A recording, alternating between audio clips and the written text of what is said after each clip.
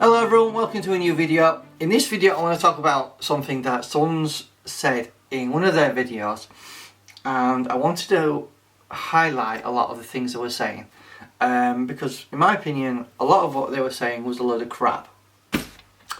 So I'll put a link in the description box if you guys want to watch it for yourself, but I'll give you the gist of it in a minute. But first of all, I thought I'd just show you this Logic case that I've got here.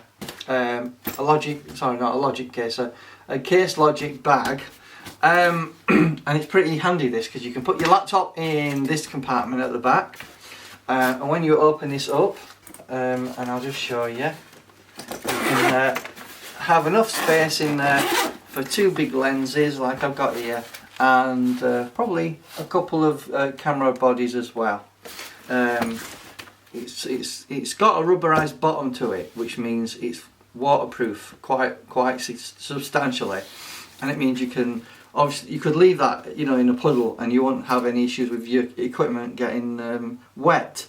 Has lots of pockets. There's a pocket there where you can keep your SD cards and batteries. There's a side pocket here that allows you to put in various things.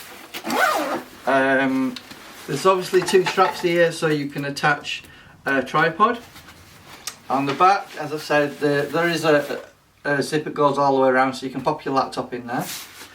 And that's essentially it. Obviously on the inside we do have some zips so you can store some various things inside these little pockets. And that's it really. I just wanted to give you a quick look at this case because I think it's really good quality. I think it cost me about £120 originally. So have a look on Amazon for this, because you will like it, because it's a very sturdy case. Yes, it's not cheap, but you pay for what you get these days. Anyway, let's just get a lens out. So here we have my Sigma 150-600 contemporary lens. I've done a lot of videos on this regarding image quality, stabilization, performance, autofocus, speed, all lovely things about this lens, and check those videos out if you want to know more about this. I've also compared it up to the Tamron 150-600 G2 lens. Check the videos out about that lens as well. I've done about 40 videos comparing image quality on the 7D Mark II, the 90D, and the EOS R, my full frame mirrorless camera that we're filming on right now. But I wanted to address some of the comments that guy made in his video. So I want to address APS-C on full frame lenses. Now I've probably said this before in other videos, but you get more out of your lens in terms of image sharpness if you put a full frame lens on a full frame camera. However, when you stick an APS-C camera, I've got the 7D Mark II here, if you put this lens on an APS-C camera, which is a crop sensor camera, it magnifies the center of your lens with a 1.6 crop. So a 600mm lens becomes a 960mm lens at the long end. However, because the pixels are quite tiny on an APS-C camera, it doesn't let as much light in as it does on a full frame camera. And also, I do believe that certain lenses can only resolve certain amounts of resolution. What that means is that some of the modern day crop sensor cameras may be too much for your lens to handle. This video is in response to a comment that was made in a video that I watched the other day. And loosely put, a photographer claimed that this £1,000 Sigma contemporary lens, well, it's not really £1,000, it's actually £850, is as sharp as a Canon 600mm f4 lens, a lens that will set you back around £13,000. And I had to laugh at that comment and think, my God, you're an idiot. You see a lot of comments made on my Facebook group, Canon lenses and cameras, if you want to check that out. A lot of people were responding to my question, do you think what he said is true? And virtually everyone that made a comment was saying, no, that's a lot of rubbish. My Canon Prime lens is super great.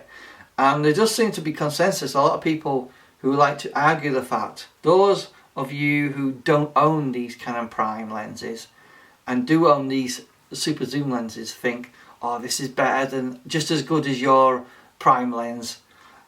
But for the people that own those lenses, they say different, and I pretty much trust what they say. There's no way a £1,000 lens can compete with a £13,000 lens. It's just not possible. Despite the fact this is a 6.3 aperture lens versus f4, and f4 is going to let a lot more light in. But there was another comment he made. There was something else that he said, and it sort of threw me off a little bit, where he said his APS-C camera, a 70D, this isn't a 70D by the way, with this combination, this 150 to 600 contemporary lens, was the ultimate, and it was as sharp as a Canon Prime. And I had to laugh at that comment, because clearly he doesn't have a clue about how APS-C behaves on a full frame lens.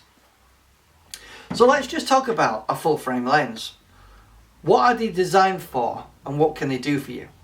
So a full frame lens is designed to fit on a full frame camera. Stands to reason, right?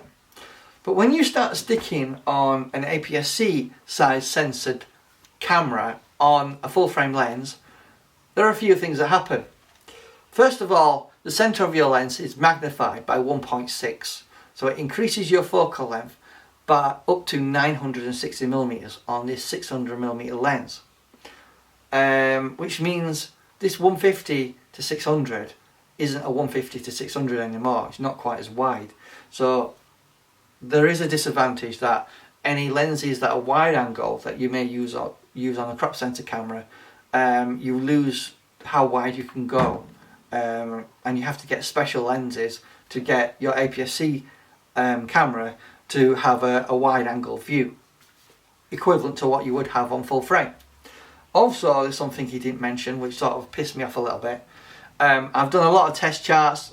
Those of you guys that do watch my videos have reviewed where I've reviewed certain lenses, in particular the contemporary 150 to 600 and the Tamron G2 lens 150 to 600. You may be aware that I've done some test charts and tested these lenses on the 90D that I've got over there, the 7D Mark II that I've got here, and also the EOS R that we're filming on now, which is a full frame size sensor camera. And what I found is when I started looking at certain images is diffraction rears its ugly head on APS-C. So what I actually found was at f6.3 on APS-C it was fairly good. At f8 image quality suffered, and at f16 images suffered even worse. So if you don't know what diffraction is, it's a softness in your images. So when you start stopping down the iris to a certain point, you don't get improved sharpness. You can only go to a certain point where the reverse happens and you get softness. So sometimes stopping down a lens to f8 doesn't necessarily mean you're going to get increased image quality. So what I found is when I used full frame, my EOS R, 6.3 was pretty good. When I went to f8, image quality improved, and then when I went to f16, image quality did improve. So I thought, oh, that's great, fantastic. So when I tried the same test, because I did do a test chart test as well, I found f6.3 image quality was quite good. f8 was maybe a tiny bit worse, not by much, it was almost the same. But when I put it onto f16, image quality got a lot worse. So using APS-C size sensors on full frame lenses is not the perfect and ideal solution. Personally, I think to get the ultimate quality out of any lens on APS-C, you want to be using an APS-C lens designed for APS-C sensors. It's not to say you can't use high quality full frame lenses. You know, like we've got this Canon 100-400 Mark II here, which is very sharp. But you need to be aware of the effects of diffraction when using APS-C size censored cameras. Now I will put a diagram up so you can see the difference between APS-C and full frame. Ultimately, it's pretty much half the size of a sensor. So there was another thing he said which sort of threw me off as well. He says, I leave the image stabilization on when I put this bad boy on the tripod. And I thought, why? Because the manufacturers say don't do it. You know, Canon have designed their cameras to have an algorithm inside the stabilizer, so it knows it's on a tripod. Sigma and Tamron don't have the same technology. I don't think they were able to reverse engineer it. So what they recommend is you turn the image stabilizer off. Why? Well, I'll tell you. Because when the stabilizer's on, you find that the center point, autofocus point, let's say you selected the center point, will actually wander around a little bit like that. And what it means is if you're using long shutter speeds, you will actually get camera shake, even on a tripod, because the stabilizer is on. I realised that when I sort of got images of 16ths of a second on a tripod, 10-second timer, because the 90D and the EOS R have 10-second timers, so that should eliminate pretty much all camera shake. And because the VC and the optical stabilizer were on the Sigma and the Tamron lenses that I was testing, we got camera shake, which was a surprise. Didn't realise it at the time, so that's something you need to be mindful of. But this video is all about debunking what this guy was saying, because he's supposed to be a professional photographer, but he doesn't know the issue of diffraction. You know, you got to do lots of tests. You say, use test charts, real world images to find out how APS-C. So what I found on my testing with test charts was that APS-C, when you start stopping it down, sometimes can give you a worse image. However, that isn't true on full frame. Stopping it down does increase your image quality and give you increased sharpness and sometimes increased resolution. But when you start putting APS-C cameras on full frame lenses, because they magnify the center of your lens, some lenses can't resolve that much resolution. The 90D with its 32 megapixel sensor magnifying the center part of this lens may be too much for this lens. However, it may not be true of a Canon Prime that may be sharper than this lens. So I'm certainly not going to say this is a bad lens. I love it to death. It's as good as the Canon 100-400 Mark II when you upscale to 600mm. I would say the Sigma is a tiny bit sharper than the Canon 100-400 Mark II when you upscale to 600mm. Basically, when you crop in, and you don't crop in on with this lens, it's about the same. I give it a slight edge to the Sigma, just because you're not having to crop. You know, I just hope this video was informative, really, about diffraction, how it can affect your images when you use an APS-C camera.